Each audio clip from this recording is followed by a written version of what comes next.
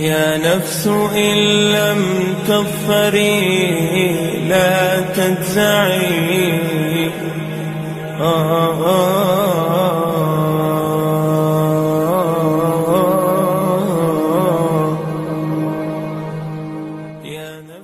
إن الحمد لله والصلاة والسلام على رسول الله أما بعد একটি ভয়াবহ দুঃসময় পার করছে বাংলার মুসলিম সমাজ। ঈমান নিয়ে বেঁচে থাকা বড় কঠিন হয়ে উঠছে দিন দিন। তাগুতি শাসন ব্যবস্থা, কুফরি রাষ্ট্রযন্ত্র ও শিরকি সংবিধানের নখর থাবায় প্রতিনিয়ত ক্ষতবিক্ষত হচ্ছে হাজারো মুসলিম নরনারীর ঈমান। দাজ্জালি মিডিয়ার অব্যাহত প্রচারণায় কুফর ও শিরককেই মানুষ ইসলামের উদারতা ভেবে বসেছে। আওয়াম জনতার সামনে যাদের কুফর ও শিরকের সীমানা স্পষ্ট করে দেওয়ার কথা, তারাও রহস্যজনকভাবে পালন করছেন নীরবতা। এই ঘোর দুঃসময়ে কেবল মনে পড়ছে সাহি মুসলিমের সেই হাদিসটির কথা। রাসূল সাল্লাল্লাহু আলাইহি ওয়াসাল্লাম ইরশাদ করেন, বাদিরু বিল আমাল ফিতানান কাকিতাইল লাইলিল মুযলিম ইউসবিহুর রাজুলু মুমিনান ওয়া ইউমসি কাফিরা ওয়া ইউমসি মুমিনা ওয়া ইউসবিহু কাফিরা ইয়াবিউ দীনাহু বিআরাদিন মিনাদ দুনিয়া।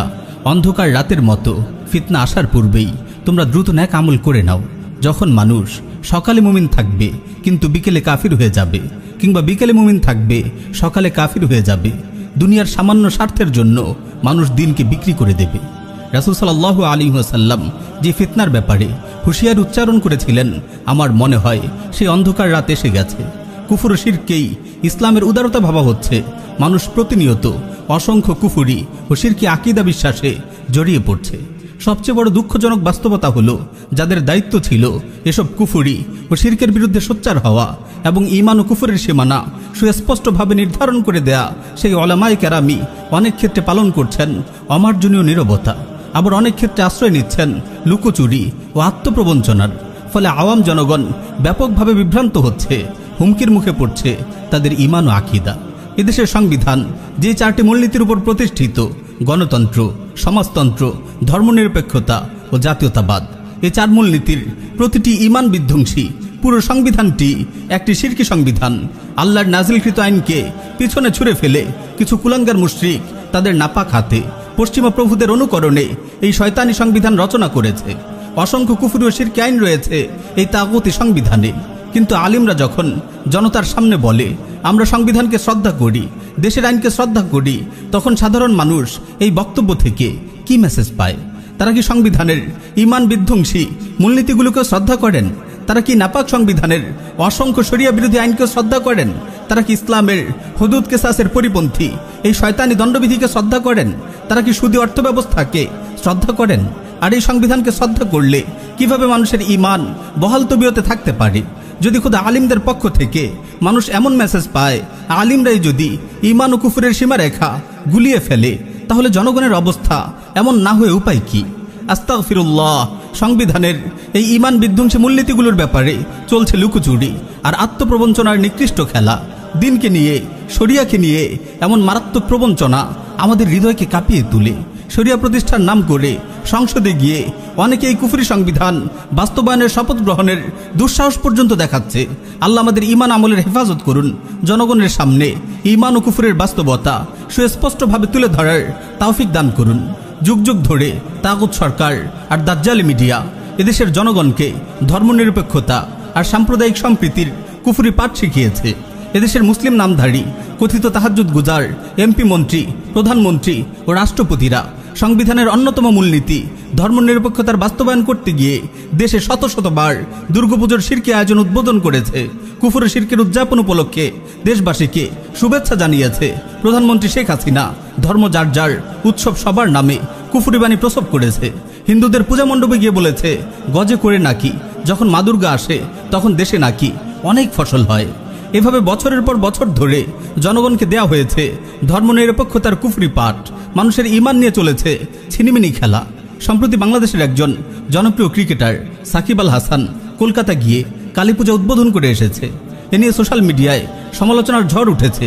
অনেক ঈমান সচেতন সম্মানিত আলিম তার এই কাজটি যে সুস্পষ্ট শিরক তা দ্ব্যর্থহীন ভাষায় উল্লেখ করেছেন। আল্লাহ তাআলা তাওহীদবাদী আলিমদের হেফাজত করুন। কিন্তু কথা হলো, সাকিব আল হাসানরা কালী পূজা উদ্বোধন করার সাহস তো একদিনে পায়নি। তারা যুগের পর যুগ ধরে দেখে এসেছে এদেশে ধর্মনিরপেক্ষতার কুফরি চর্চা। দেশের মুসলিম নামধারী এমপি মন্ত্রীরা প্রতি বছর অসংখ্য শিরকের আড্ডা ও আয়োজন উদ্বোধন করছে। তাদের এই শিরকি কর্মকাণ্ড নিয়ে কেউ কথা বলেনি। তাই সাকিব আল হাসান হয়তো ভেবেছে আমিও এরকম একটি পূজা উদ্বোধন করলে কি আর হবে। কুফরি সংবিধান ও তাগুত রাষ্ট্রযন্ত্রের শিরকের ব্যাপারে ওলামায়ে কেরাম বরাবরই আশ্চর্যজনক নীরবতা পালন করেছে। কুফরকে কুফর না বলা, শিরকে শিরক না বলার ফল আজ আমরা হাড়ে হাড়ে টের পাচ্ছি। চারদিকে আজ মূর্তি পূজার রমরমা অবস্থা। তাগুত হাসিনা সরকার বঙ্গবন্ধু নামের জনৈক তাগুতকে খোদার আসনে বসিয়েছে। চারদিকে চলছে তার মূর্তি তৈরি করার শিরকি মহড়া। বঙ্গবন্ধু নামের এই খোদার অনুসারীদের দুঃসাহস এত বেড়ে গেছে যে তাদের খোদা বঙ্গবন্ধুর মূর্তি স্থাপনের বিরোধিতা করলে ঘাড় মোটকে দেওয়ার হুমকি দিচ্ছে। সম্প্রতি তাগুত সরকারের শিক্ষা উপমন্ত্রী কুলাঙ্গার নওফেল এই শয়তানি বক্তব্য দিয়েছে। প্রিয় উম্মাহ, এই পরিস্থিতি একদিনে সৃষ্টি হয়নি। যুগ যুগ ধরে আমরা এই দেশের তাগুতি সংবিধানের কুফুরিকে কুফরি বলিনি, শিরকে শিরক বলিনি। তাগুত সরকারের এমপি মন্ত্রীদের শিরক কুফুর থেকে দৃষ্টি সরিয়ে তাদেরকে তাহাজ্জুদ গুজার রাবেয়া বস্তি হিসেবে তুলে ধরেছি। এদেশে তাগুত রাষ্ট্রযন্ত্র ও দাজ্জালি মিডিয়া সাধারণ জনগণের মনে দেদারসে কুফর, শিরক ও ধর্মনিরপেক্ষতার চাষ করেছে। লুকোচুরি আত্মপ্রবঞ্চনার যে বীজ আমরা বপন করেছিলাম তার ফসল আজ পেকেছে। কুফর আজ ঘরে ঘরে, শিরক আজ ঘরে ঘরে।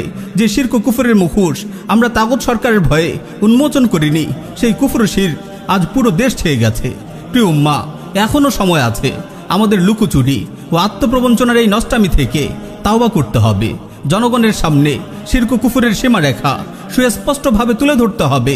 তাগুত সরকারের ভয়ে কুফরি রাষ্ট্র ব্যবস্থার তুচ্ছ দান অনুদান হারানোর আশঙ্কায় আমরা যদি দিনকে নিয়ে এভাবে ছিনিমিনি খেলি, আমাদের পরিণতি বড়ই মারাত্মক হবে। আল্লাহ রাব্বুল আলামিন আমাদের সবাইকে হেফাজত করুন।